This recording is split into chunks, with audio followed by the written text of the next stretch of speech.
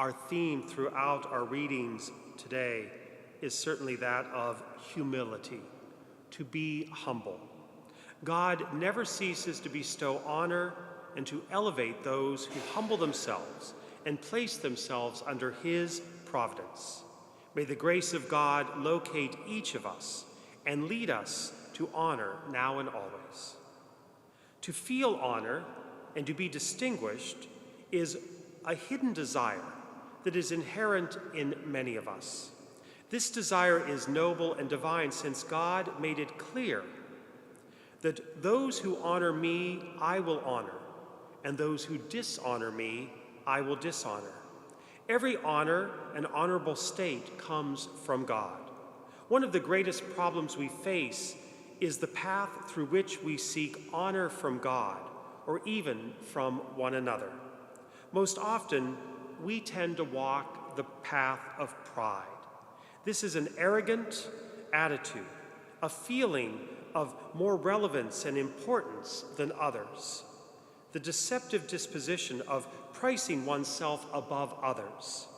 At times, we might even not choose that sense of obvious pride, but we might choose a path of false humility, the one that has us humbling ourselves, only seeking others to say, no, no, no, you're much better than that. You're so good at that. And that's what we were seeking all along.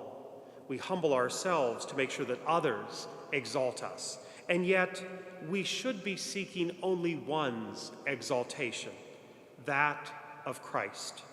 This is exactly the problem with the Pharisees and the guests that were invited to the wedding in the gospel today. Their main aim was to be honored.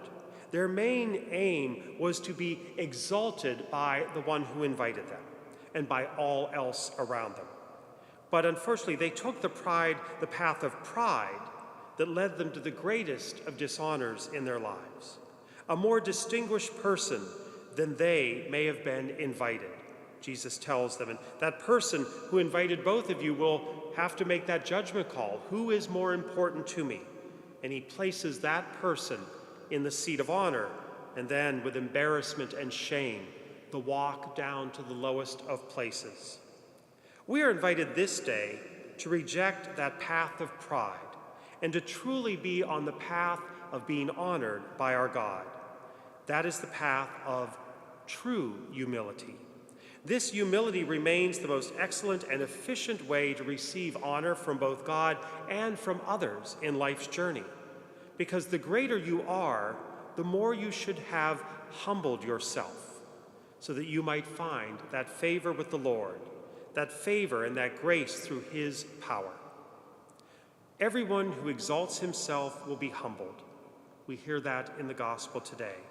The man who humbles himself will be exalted. The world today may want to convince us that the true and noble path of humility is unfortunately a path of weakness, that it is weak to be humble. It is weak to be more noble. It is weak to want others to succeed. Unfortunately, if we pay too much attention to the news around us today, it's all about building ourselves up. It's all about only us. Leave everybody else behind. That is not the path we can be on. We must be on that path that is humble, that is noble, that seeks God's grace and God's mercy, but it is a path that also has us invite others along on the journey. May God empower us to walk this path so that we may be counted among the millions of angels and saints who gather at the heavenly banquet feast, so that one day we will hear our true and loving host say to us, "Come and take this place of honor."